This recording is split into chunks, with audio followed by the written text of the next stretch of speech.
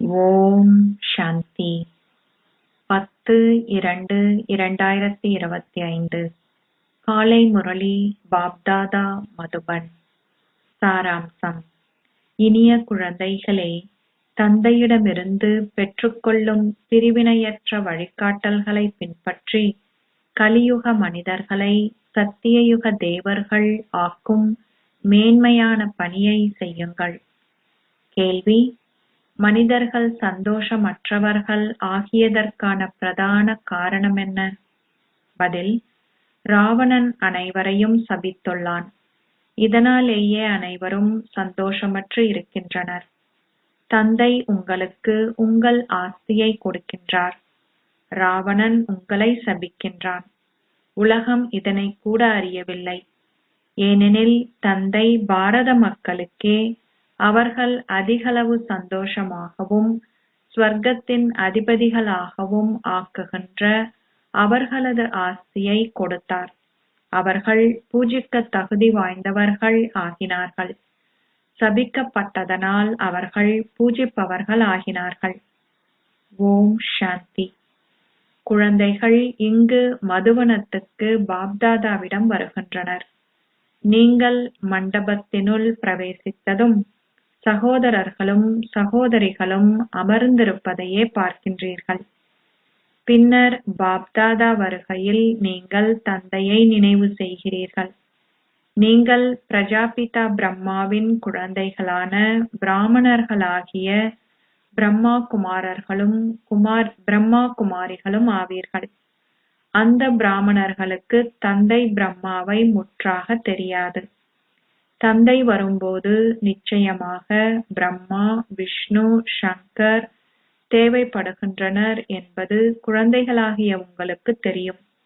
கூறப்படுகின்றது, திருமூர்த்தி சிவன் பேசுகின்றார். இப்பொழுது அவர் மூவரினூடாகவும் பேச மாட்டார். அவர் பேசுவாரா? உங்களது புத்தியில் இவ்விஷயங்களை மிக நன்றாக கிரகிக்க செய்யுங்கள். நீங்கள் எல்லையற்ற தந்தையிடமிருந்து நிச்சயமாக உங்கள் ஆஸ்தியான ஸ்வர்க்கத்தை பெற்றுக்கொள்கிறீர்கள். ஆகவே பக்தர்கள் கடவுளிடமிருந்து எதை வேண்டுகின்றனர்? ஜீவன் முக்தி. அவர்கள் இப்பொழுது பந்தன வாழ்க்கையில் இருக்கின்றனர். ஒவ்வொருவரும் தந்தையை நினைவு செய்கின்றனர். வந்து எங்களை இந்த பந்தனத்திலிருந்து விடுவியுங்கள். பாபா இப்பொழுது வந்துவிட்டார் என்பது குழந்தைகளாகிய உங்களுக்கு மட்டுமே தெரியும். தந்தை கல்பம் கல்பமாக வருகின்றார். நீங்களே தாயும் தந்தையும் என அவர்களும் அழைக்கின்றனர். ஆனால் எவருக்கும் அதன் அர்த்தம் தெரியாது. அது அசரீரியான தந்தைக்கே உரியது என்பதை அவர்களும் புரிந்து கொள்கின்றனர். அவர்கள் பாடுகிறார்கள், ஆனால் அவர்கள் எதனையும் பெறுவதில்லை. குழந்தைகளாகிய நீங்கள் உங்கள் ஆஸ்தியை அவரிடமிருந்து இப்பொழுது பெறுவதுடன் ஒரு சக்கரத்தின் பின்னரும் மீண்டும் அதனை பெறுவீர்கள். அரை சக்கரத்திற்கு நீடிக்கின்ற உங்கள் ஆஸ்தியை தந்தை வந்து உங்களுக்கு கொடுக்கின்றார் என்றும் பின்னர் ராவணன் உங்களை சபிக்கின்றான் என்றும் குழந்தைகளாகிய உங்களுக்கு தெரியும். நாங்கள் அனைவரும் சபிக்கப்பட்டு இருக்கின்றோம் என்பது கூட உலகத்திற்கு தெரியாது. ராவணனால் அவர்கள் சபிக்கப்பட்டு உள்ளனர். அதனாலேயே அனைவரும் சந்தோஷமில்லாமல் இருக்கின்றனர். பாரத மக்கள் சந்தோஷமாக இருந்தனர். நேற்று பாரதத்தில் லக்ஷ்மி நாராயணனின் ராஜ்யம் இருந்தது. தேவ சிலைகளுக்கு முன்னால் மக்கள் தங்கள் சிரந்தாழ்த்தி அவர்களை வணங்குகின்றனர். ஆனால் எப்பொழுது சத்திய யுகம் இருந்தது என்பது எவருக்கும் தெரியாது. இப்பொழுது பாருங்கள், சத்திய யுகம் பல்லாயிரக்கணக்கான வருடங்களையும் திரேதா துவாபர கலியுகங்களும் அதே கால அளவையும் கொண்டிருப்பின் அக்கணக்கின்படி அதிகளவு மனிதர்கள் இருந்திருக்க வேண்டும். அந்த சத்திய யுகத்திலேயே அதிகளவு மனிதர்கள் இருந்திருக்க வேண்டும். எந்த மனிதர்களது புத்தியிலும் இது இருப்பதில்லை. தந்தை இங்கே அமர்ந்திருந்து விளங்கப்படுத்துகிறார். பாருங்கள், 30 முக்கோடி தேவர்கள் இருந்தார்கள் என்பது கூட நினைவு கூறப்படுகிறது. பல்லாயிரக்கணக்கான வருடங்களில் அத்தனை பேர் மட்டும் இருந்திருக்க மாட்டார்கள். ஆகவே மனிதர்களுக்கு இதுவும் விளங்கப்படுத்தப்பட வேண்டும். பாபா எங்கள் புத்தியை சுத்தம் ஆக்குகின்றார் என்பதை நீங்கள் இப்பொழுது புரிந்து கொள்கிறீர்கள். ராவணன் உங்கள் புத்தியை சீரழித்தான். இதுவே பிரதான காரணம். சத்திய யுகத்தில் நீங்கள் தூய்மையானவர்கள். இங்கு நீங்கள் தூய்மையற்றவர்கள். எப்பொழுதிருந்து எப்போது வரை ராமராஜ்யம் என்பதோ அல்லது ராவண ராஜ்யத்தின் கால எல்லை என்ன என்பதோ எவருக்கும் தெரியாது. ராமரது ராஜ்யம், ராவணனது ராஜ்யம் ஆகிய இரண்டும் இங்கேயே உள்ளது என அவர்கள் எண்ணுகின்றனர். அங்கு பல்வேறு கருத்துக்கள் நிலவுகின்றன. அங்கு மனிதர்களைப் போல் பல்வேறு கருத்துக்களும் இருக்கின்றன. இங்கு குழந்தைகளாகிய நீங்கள் தந்தை மட்டுமே கொடுக்கின்ற ஒன்றிணைந்த பரிவுபடாத வழிகாட்டல்களை இப்பொழுது பெறுகின்றீர்கள். நீங்கள் இப்பொழுது பிரம்மாவின் மூலமாக தேவர்கள் ஆகுகின்றீர்கள். நீங்கள் தெய்வீக குணங்கள் நிறைந்தவர்கள். 16 ஸ்வர்க்க கலைகளும் நிரம்ப பெற்றவர்களென தேவர்களின் புகழ் பாடப்பட்டுள்ளது. அவர்களும் மனிதர்களே. ஆகவே ஏன் மனிதர்களின் புகழ் பாடப்பட்டது? அங்கு வேறுபாடு இருக்க வேண்டும் தானே? உங்கள் முயற்சிக்கேற்ப வரிசை கிரமமாக இருக்கும் குழந்தைகளாகிய நீங்கள் இப்பொழுது மனிதர்களை தேவர்களாக மாற்றுகின்ற பணியை கற்றுக்கொண்டிருக்கிறீர்கள். நீங்கள் கலியுக மனிதர்களை சத்திய யுகத்து தேவர்கள் ஆக்குகிறீர்கள். அதாவது நீங்கள் அவர்களை பிரம்மாண்ட் ஆகிய அமைதி தாமத்தினதும் உலகினதும் அதிபதிகள் ஆக்குகிறீர்கள். இது அமைதி தாமம் அல்ல. நீங்கள் நிச்சயமாக இங்கு செயல்களை செய்ய வேண்டும். அதுவே இனிய மௌன வீடாகும். ஆத்மாக்களாகிய நாங்களே பிரம்மாண்ட் ஆகிய இனிய வீட்டின் அதிபதிகள் என்பதை நீங்கள் இப்பொழுது புரிந்து கொள்கிறீர்கள். அங்கு நீங்கள் துன்பம், சந்தோஷம் என்பவற்றிற்கு அப்பால் வசிக்கின்றீர்கள். பின்னர் சத்திய யுகத்தில் நீங்கள் உலக அதிபதிகள் ஆகுகின்றீர்கள். குழந்தைகளாகிய நீங்கள் இப்பொழுது தகுதி வாய்ந்தவர்கள் ஆகுகின்றீர்கள். மிக சரியான இலக்கும் குறிக்கோளும் உங்களுக்கு முன்னால் இருக்கின்றன. குழந்தைகளாகிய நீங்கள் யோக சக்தியை கொண்டவர்கள். அவர்கள் பௌதீக சக்தியை கொண்டவர்கள். நீங்களும் போர்க்களத்திலேயே உள்ளீர்கள். ஆனால் நீங்கள் இரட்டை அஹிம்சாவாதிகள். அவர்களோ வன்முறையாளர்கள். காமவாள் வன்முறை என அழைக்கப்படுகிறது. அதை வன்முறை என சந்நியாசிகளும் புரிந்துள்ளனர். அதனாலேயே அவர்கள் தூய்மையாகின்றனர். வேறெவரும் அல்லாது நீங்களே தந்தையிடம் அன்பு வைத்திருக்கிறீர்கள். அங்கே காதலனுக்கும் காதலிக்கும் இடையில் அன்பு இருக்கிறது. அந்த காதலர்களின் அன்பு இந்த ஒரு பிறவிக்கே உரியது என புரிந்து கொள்ளப்பட்டுள்ளது. நீங்கள் அனைவரும் அன்பிற்கினியவராகிய எனது காதலிகள் ஆவீர்கள். நீங்கள் ஒரேயொரு அன்பிற்கினியவராகிய என்னை பக்தி மார்க்கத்திலும் தொடர்ந்து நினைவு செய்தீர்கள். நான் இப்பொழுது கூறுகிறேன், இந்த இறுதிப் பிறவியில் தூய்மையாகி என்னை மிக சரியாக நினைவு செய்யுங்கள்.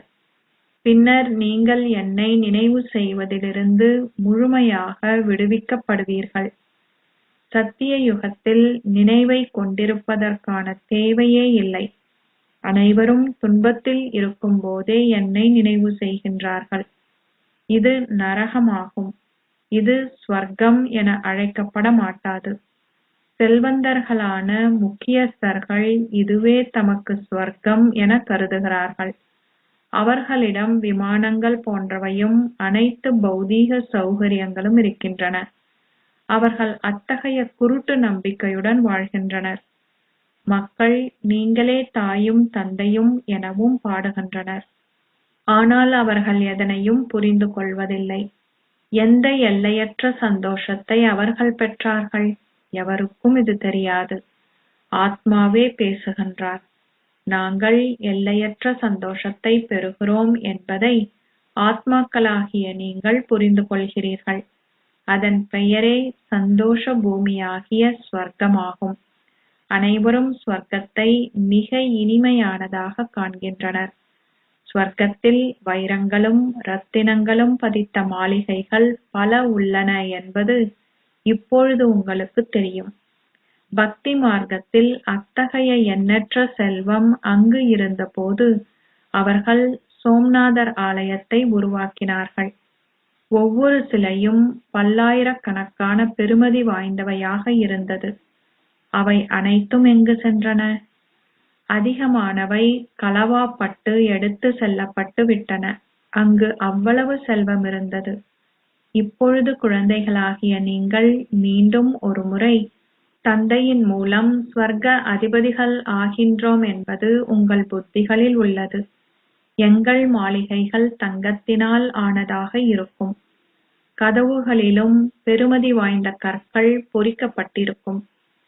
ஜெயின் ஆலயங்களும் அந்த முறையிலேயே கட்டப்பட்டன. முன்னரை போல் வைரங்கள் இப்பொழுது அங்கு இல்லை. நாங்கள் தந்தையிடமிருந்து எங்கள் ஆஸ்தியான ஸ்வர்க்கத்தை கோருகிறோம் என்பது இப்பொழுது உங்களுக்கு தெரியும். சிவபாபா பாரதத்தில் மட்டுமே வருகின்றார். கடவுளாகிய சிவனிடமிருந்து பாரதமே ஸ்வர்க்கம் என்ற ஆஸ்தியை பெறுகின்றது. கிறிஸ்துவிற்கு 3000 ஆண்டுகளுக்கு முன்னர் பாரதம் ஸ்வர்க்கமாக இருந்தது என கிறிஸ்தவர்களும் கூறுகின்றனர். அந்த ராஜ்யத்தை ஆட்சி செய்தது யார்? எவருக்கும் இது தெரியாது. ஆனால் பாரதம் மிகவும் பழமை வாய்ந்தது என்பதை அவர்கள் புரிந்து கொள்கின்றனர். ஆகவே அது ஸ்வர்க்கமாக இருந்தது. தந்தை ஸ்வர்க்க கடவுளாகிய தந்தை என அழைக்கப்படுகிறார். அதாவது ஸ்வர்க்கத்தை ஸ்தாபிக்கின்ற தந்தை ஆவார். நிச்சயமாக தந்தை வந்திருக்க வேண்டும். ஆகவே நீங்கள் ஸ்வர்க்க அதிபதிகள் ஆகினீர்கள். நீங்கள் ஒவ்வொரு 5000 ஆண்டுகளுக்கும் ஸ்வர்க்க அதிபதிகள் ஆகுகின்றீர்கள். அரை கல்பத்திற்கு பின்னர் ராவண ராஜ்யம் ஆரம்பிக்கின்றது. படங்களில் அதனை தெளிவாக காட்டுங்கள். அப்போது பல்லாயிரக்கணக்கான ஆண்டுகள் என்ற விஷயம் அவர்களது புத்தியிலிருந்து அகன்றுவிடும். லக்ஷ்மியும் நாராயணனும் தனியாக இருப்பதில்லை. அவர்களிடம் வம்சம் ஒன்று இருக்கிறது. அவர்களின் குழந்தைகள் அரசர்கள் ஆவர். அங்கு அரசர்களாகும் பலர் உள்ளனர். முழு மாலையும் உருவாக்கப்பட்டுள்ளது. மாலையே நினைவு கூறப்படுகிறது. தந்தையின் உதவியாளர்களாகி தந்தையின் சேவை செய்பவர்களின் மாலையே உருவாக்கப்படுகிறது. இதுவே பூஜிப்பவர்களாகவும் பூஜிக்க தகுதி வாய்ந்தவர்களாகவும் ஆகுகின்ற முழு சக்கரத்தையும் சுற்றி வருகின்றவர்களின் ஞாபகார்த்தமாகும். நீங்கள் பூஜிக்க தகுதி வாய்ந்தவர்களில் இருந்து பூஜிப்பவர்கள் ஆகும்போது நீங்கள் அமர்ந்திருந்து உங்களின் மாலையையே பூஜிக்கின்றீர்கள். முதலில் அவர்கள் மாலையை தங்கள் கைகளில் பிடிக்கின்றனர். பின்னர் அதற்கு தலை வணங்குகின்றனர். பின்பு மாலையை உருட்ட ஆரம்பிக்கின்றனர்.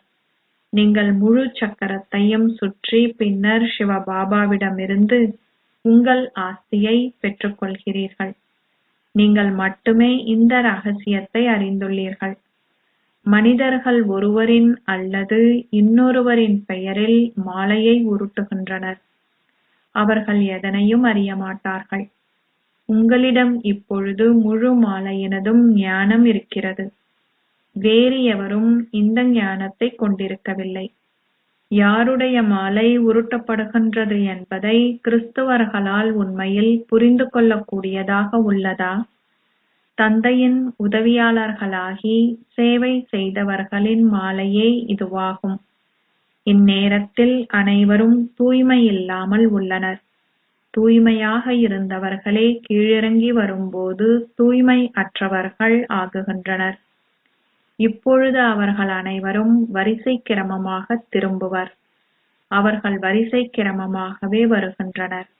வரிசை கிரமமாகவே திரும்புகின்றனர். அங்கே பல விஷயங்கள் புரிந்து கொள்வதற்கு இருக்கின்றன. இது ஒரு விருட்சமாகும். அங்கு பல கிளைகளும் பிரிவுகளும் இருக்கின்றன. இந்த முழு விருட்சமும் இப்பொழுது அழிக்கப்பட்டு பின்னர் உங்கள் அத்திவாரம் இடப்படும். நீங்களே இந்த விருட்சத்தின் அத்திவாரம் ஆவீர்கள். இதிலேயே சூரிய சந்திர வம்சங்கள் ஆகிய இரண்டும் உள்ளன. சத்திய திரேதா யுகங்களில் ஆட்சி செய்தவர்களது சமயம் இப்பொழுது இல்லை. அங்கு சிலைகளே உள்ளன.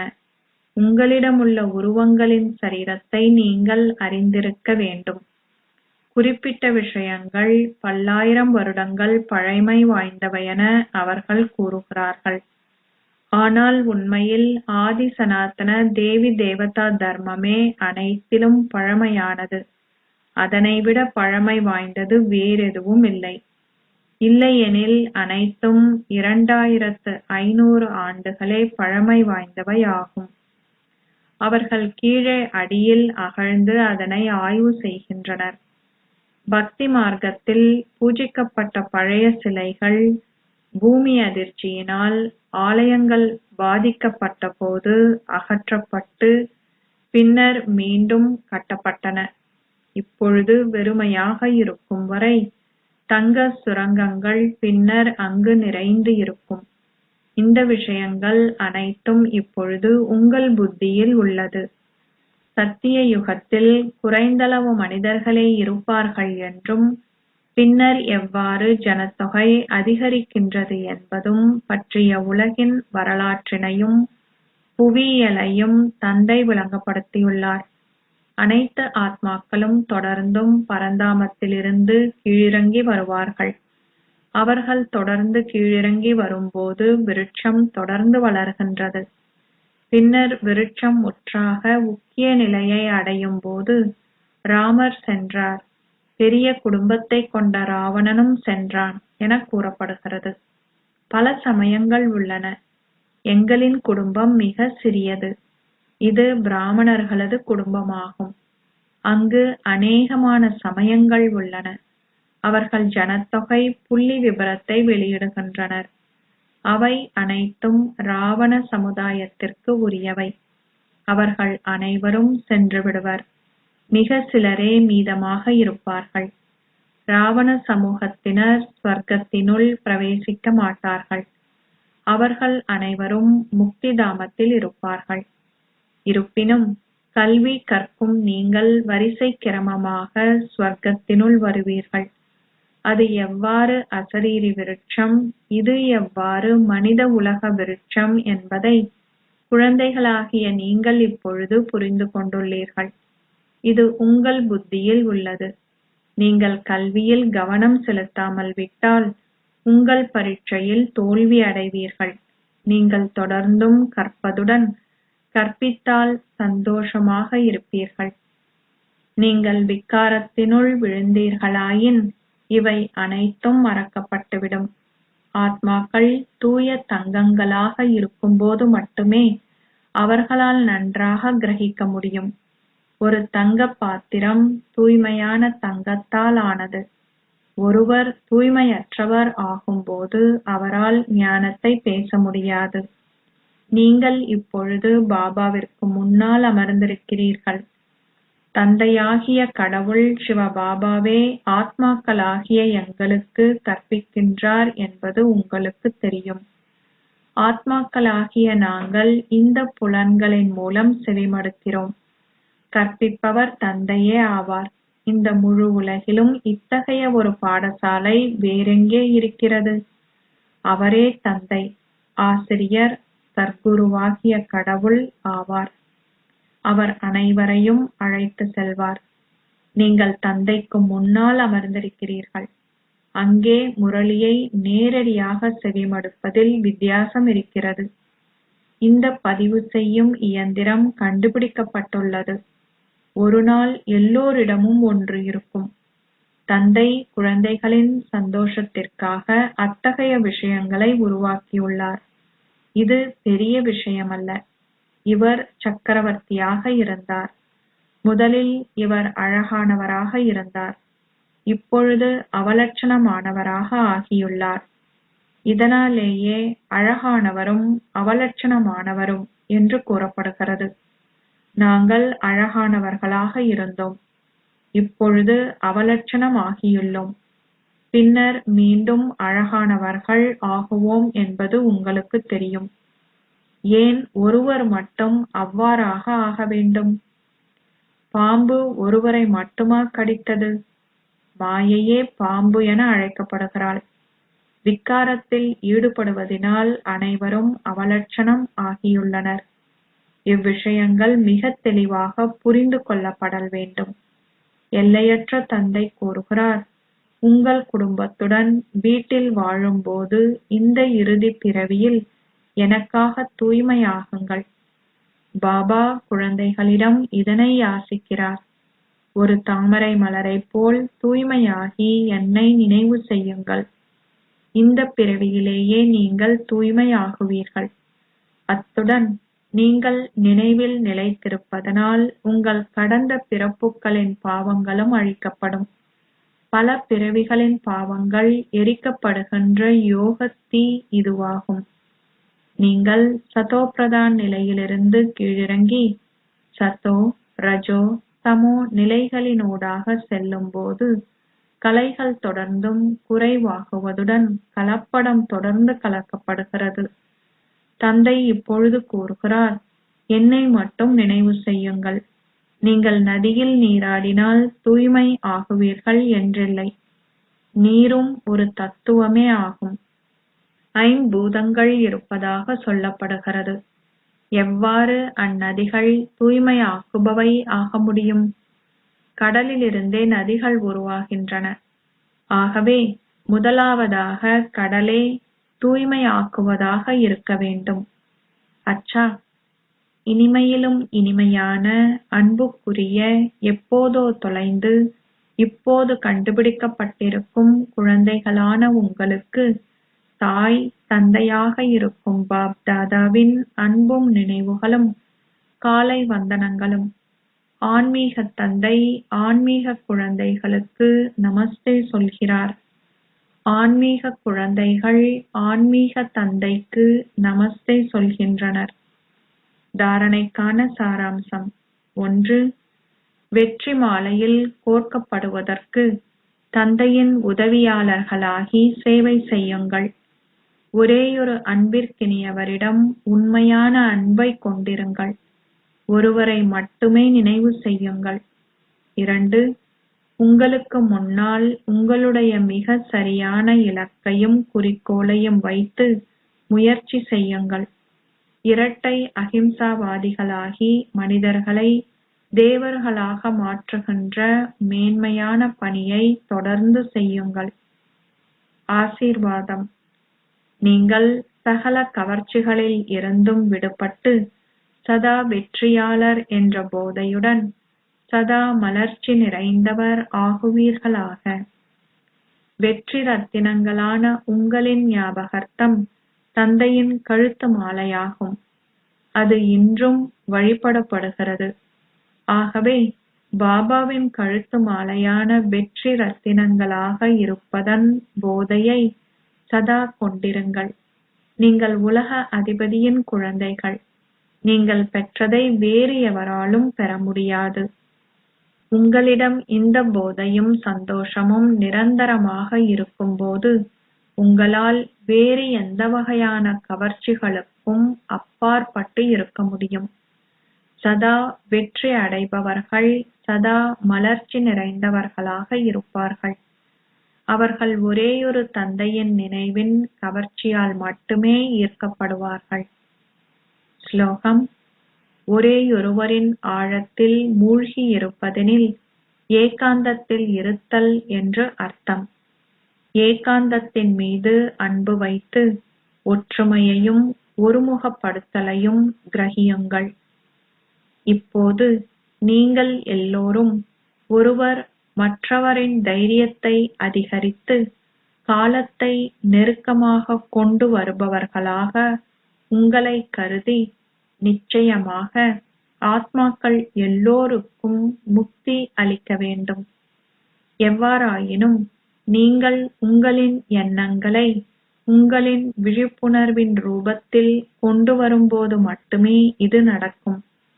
எங்கு ஒற்றுமையும் திட சங்கற்பமும் இருக்கிறதோ அங்கே அசாத்தியமும் சாத்தியமாகும். ஓம் சாந்தி.